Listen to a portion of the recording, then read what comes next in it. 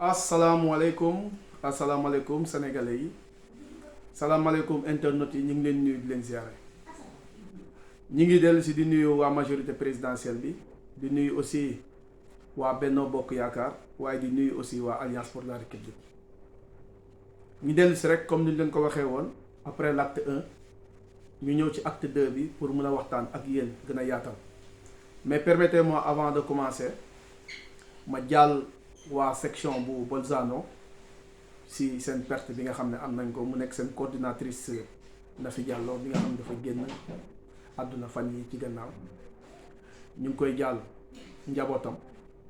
di ko jàll waa section Bolzano yëpp di ko jàll waa coordination du nord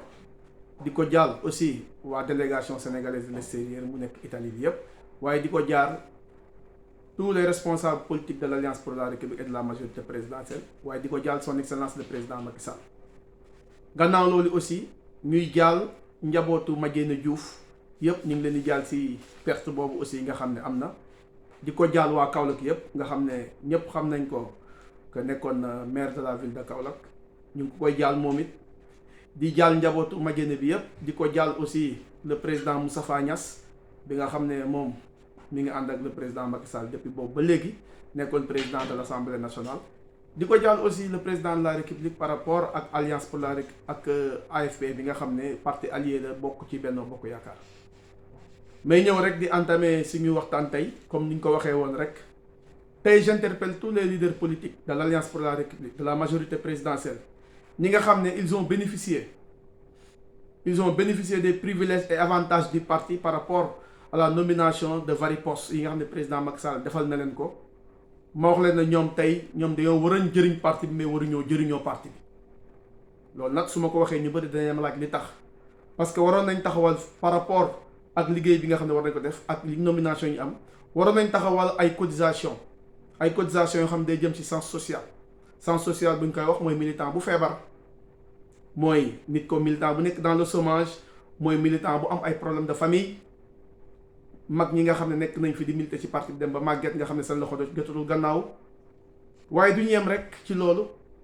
événement religieux yi nga xam ne dañ koy am ci réew mi ñu jàppale les responsables politiques gox yi ñu dëkk pour ñu mën a am fa taxawaay bu mat sëkk par rapport ak liggéey bi nga xam ne ñoom ñi ngi koy def waaye dimbali leen aussi si li nga xam ne day jëm ci ay aide tabaski ak ay mois de ramadan bu jotee waaye warta yem ci loolu rek ndax loolu war naa mën a dimbali parti bi ñu def ay massification du parti par rapport à des séminaires waaye aussi à des rencontres yoo xam ne des militants nañ ko def mais malheureusement responsable yi ñu am ci parti bi li leen ñor mooy maanaam ni ñu mën a defee dara seen poste mooy maanaam ëlbati ko après di organiser ay actions sociales yoo xam ne dañ koy jébbal président de la république wala njabootu président de la république pour ñu jàppale leen ci ay militants yoo xam ne ñoom bu ñuy def choix yi nit ñi nga xam ne dañ koy proposer duñ tàggu la base duñ tàggu kenn ñoom ñooy jël seen i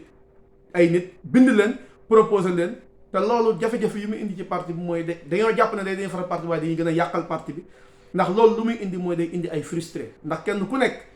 xam nga ne yow jàpp nga ne yow parti bi kenn gën la ci yelloo ndax kenn ku nekk am nga loo def ci parti bi kon jàpp naa ne yenn yooyu mesures yi bu ñu koy jël dafay laaj concertation boo xam ne du indi ay nouveau frustré ndax parti bi fu ñu toll nii bëri na ay frustré mais ñun waa APR bokk ci majorité présidentielle dafa am loo xam ne dañ ko war a mun a jàngaat aussi xam ne ñun parti bi ñi ngi nekk suñu parti bi ñu nekk si majorité présidentielle ñun moomuñu parti bi duñ fa ay chef yàlla dafa def nag ñu am président Macky Sall mu nekk suñu njiitu parti mu jiite coalition bi gannaaw bu mu jiitee coalition bi nag dañuy nekk ñun waa APR locomotive bi nekk locomotive nag ça ne veut pas dire que yow yaa moom lépp kon jàpp naa ne war nañu mën a xoolaat suñu bopp par rapport ak alliés yi nga xam ne ñoom lañuy àndal ci liggéey bi ñu respecté leen ñu jox leen cër ndax damay wax ne bu ñu leen joxee cër tey jii bu ëllëgee ñun mën nañoo dem ba nekkat ci beneen coalition boo xam ne si biir coalition bi ñu nekk mën na am beneen leader politique bu génn jiite te boobaa dinañ mer ñun parce que jàpp nañ dañ ñuy offense dañ ñoo xatal ci biir parti bi te boobaa dañ ñuy dàq ci parti bi wala ñu meral suñ bopp génn ci parti bi dem ëlbatiku nekk ay frustré bu ñu nekk ay frustré nag mujj doon li nga xam ne moom la ñëpp bañ ci parti politique yi mu nekk ay transhumants kon njàngat bi ñu ci war a def ñun ñëpp muy yéen muy man li ñu war a njëkk a def mooy ñun Alliance pour la République dañoo war a xalaat ne parti bi dafa war a exister au-delà du président Macky Sall loolu mooy objectivité parti bi parti politique dañ koy def pour mu judd pour mun a conquérir pouvoir bi waaye nag dañuy wax ne les hommes passe les institutions demeurent kon jàpp naa ne président de la République institution la kon ñun bu ñu yoree parti politique les présidents nit ñi dinañ jàll mais institutions yi dinañ des kon ñun li ñu war a mën a def mooy ñu fexe ñu organiser waat suñu bopp defaratal suñu bopp taxawaay boo xam ne bu ëllëgee kenn du ñu yàpp kenn du ñu ñee mais nag damay wax ne li am solo ba am solo si ñun ñëpp li ñu war a jiital moment bi ñu toll nii dafa laaj unicité dafa laaj booloo dafa laaj ànd dafa laaj ñi nga xam ne ñoo fi nekk ak alliés yi ñu ànd ñun ñëpp pour fexe ba jox le président Macky Sall une majorité confortable à l'Assemblée nationale bu ko permettre mu yeggale liggéey bi nga xam ne mi ngi koy def mooy liggéey le plan Sénégal PAP 2A mu nekk yitte boo xam ne Sénégalais yi la koy defal le Sénégal émergent orientation horizon 2035 c'est une réalité et on est en face mais li ñu war a xam ne ñun dañoo xam ne ñun man sama wàllu bopp en tant que militant bu Alliance pour la République en tant que souteneur président de la République lii nga xam ne moom la ñu jëm muy élection yi sama position par rapport ak élection yii nga xam dafa am Italie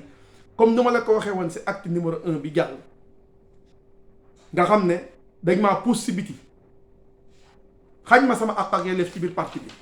ndax li may wax arrangé wul ñenn ñi ñu génn ma ci biti mais loolu du tax ma wax ne je vais continuer mon travail li ma dem def naa ko def damay xamal ñëpp ne sama carte fenn dong lay jëm benn coalition dong moo ko moom muy la majorité présidentielle il faut que ñun suñu cohérence day nangu suñ carte mënut a dem feneen ndax ñun dañoo embrasser le PSE le Sénégal émergent loolu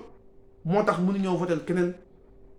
ku dul président Macky Sall waaye di jàppal di rappeler nit ñi comme ni ma koy faral di waxee saa su ne parce que dafay am solo ñun bu ñuy accompagner le président Macky Sall gannaaw bu président Macky Sall dafay tournée nationale wër Sénégal yépp teg la yoonu yokkute par rapport à ce yoonu yokkute il a fait une vision du Sénégal émergent teg ko mu nekk PAP 1 mu liggéey ci liggéey bu am solo tëpp léegi ñu nekk ci PAP 2A mu nekk PAP 2A accéléré boo xam ne émergence Sénégal da kiy jaar gannaaw crise ñaari crise mondiale yi nga xam ne dafa am parce que dafa am ñaari crise yoo xam ne dafa am ci àdduna bi si jiitu mooy crise sanitaire bi nga xam ne dafa devenir une crise économique mais benn bi si topp mooy la guerre bi nga xam ne am na diggante Ukraine ak Russie mu nekk guerre boo xam ne fi muy même les puissances mondiales dañoo am ay problème boo leen gisee le taux pétrole ak gaz yokku na baril yi wàññeeku na waaye essence yokku na benzine yokku na gasoil yokku na lu ko waral mooy crise bi nga xam ne mooy am dëkk yi bëri nag am nañ inflation l'état du Sénégal a subventionné beaucoup de choses inflation yi nag mënut a ñàkk damay wax ne Sénégalais yépp nañ ji muñ ñu doole suñu bopp ñoo xam ne loolu du lu mën a ñàkk ci réew waaye président Macky Sall def na ay politique yoo xam ne avec le budget yi nga xam ne mi ngi def ay réanimation di dugal di dimbali Sénégalais yi ak aide bi nga xam ne def na ko barki dem mu nekk 80 000 pour Sénégalais yëpp ñi nga xam ne ils sont des Sénégalais démunis jàpp naa ne le président de la République a une très bonne vision kon nañ ko jàppale soutenir ko ce qui vaut la peine ñu jox ko la majorité ñu jox ko une majorité confortable une majorité absolue à l'Assemblée nationale le soir du 31 juillet 2022 pour mu mun a gagner élection yi waaye damay rappeler rek di rappeler suñu dirigeants yi nga xam ne ñoo nekk fii APR Italie nga xam ne ñoom li leen intéressé rek mooy ay fonds yu dugg li leen intéressé rek mooy xaalis bi nga xam ne war naa dugg ci pré campagne bi te dugg te mu am ay jafe-jafe yu mag yoo xam ne xaj na rappelé guñ ko waxaguñ ko nit ñi waaye aussi ñi nga xam ñi ngi nekk di xalaat ak a togg li nga xam ne mooy jëm ci fonds yi nga xam ne war na fee dugg mu nekk fonds yi nga xam ne moo leen defee campagne électorale may rappelé rek le secrétariat exécutif national dafa am rôle bu mu war a jouer bu fekkee ne xaalis boobu mënu fee ñàkk ñëw nañ ko accompagner buñ koy séddale buñ koy jox parti bi na dem fi mu war a dem na dem ci nit ñi na dem ci militants yi na dem ci base yi na dem ci section yi ñu def ay organisation yoo xam ne dañ ci mën a liggéey ba nit ñi mën see jot nit ñi mën a jëm fu ñu jëm loolu nag rappel la bu may def secrétariat national exécutif et j'appelle aussi la responsabilité de tout un chacun yi nekk ci parti bi mais lu may wax rek di ko xalaat di ko wax mooy ñi nga xam ne dañoo def lu mel nii ci man jàpp ne man lañ ko def sama personne ndax nañ seen bopp maanaam defuñ ko parti bi defuñ ko taala dañ ko def section wu Cosenz def ko région Calabria loolu nag seen responsabilité la kenn ku nekk di nga si jàngat may wax rek ne loolu ñu def nag ñun mënoon nañoo tontu en tant que politique en tant que section mënoon nañ yëkkati suñu baat élever ko wax loo xam ne waruñ ko wax mais loolu luñ mënta def rek luñ mënta xeexee rek après président Macky Sall la ñuy yàqal parce que bu ñu xeexee président Macky Sall la ñuy yàqal bu ñu sanctionné président Macky Sall la ñuy yàqal kon loolu rappel la boo xam ne dama koy wax di wax rek man sama wàllu bopp sama taxawaay sama engagement ci politique waaye gannaaw bi ma génnee jaay ma doole ci lii nga xam ne moom lañ bokk muy seule instance de décision bi nga xam ne moom la parti bi am fii si sud Italie dinaa continuer def sama liggéey wante du ma mobiliser parti du ma dagale nit ñi du ma oo ñi ma àndal ci politique déedéet ñoom ay responsable lañ kenn ku nekk xam nga li nga war a def ñoom dinañ def seen choix le soir du 31 juillet waaye man du ma dox dara du ma si yëngu dara dinaa toog déglu leen préparer sama bopp pour élection 2024 préparer nu mu mën a soutenir le président pour mu am li nga xam ne mooy yoonu yokkute le plan Sénégal émergent jëm horizon 2035 di wax rek ñun dañoo gëm PSE di wax ñun dañoo gëm PAP 2A di wax ne notre cheval de bataille war nekk ñun suñu biir di ñu xeex suñu biir notre cheval de bataille mooy ñun ñu taxaw jàkkaarloog cette opposition manipulatrice bi nga xam ne moom lañ am cette opposition mensongère cette opposition qui ne propose rien et qui manque d'argument ñun loolu moo war a nekk suñu taxawaay opposition boo xam ne amul matuwaay amul lu muy wax teg ko fen dara ci dëgg loolu la ñu war a xeex bàyyi manipulation bi nga xam ne opposition bi ñu koy def waaye du ñun du ñuy cible ñun suñu biir loolu moom laa bëggoon tegee rek di leen wax ne dinañ ñëw ak acte 3 bi wax li nga xam ne ñëpp duñ koy xaar si ñun incha allahu rabbi di sant ñëpp di gërëm ñëpp jërëjëf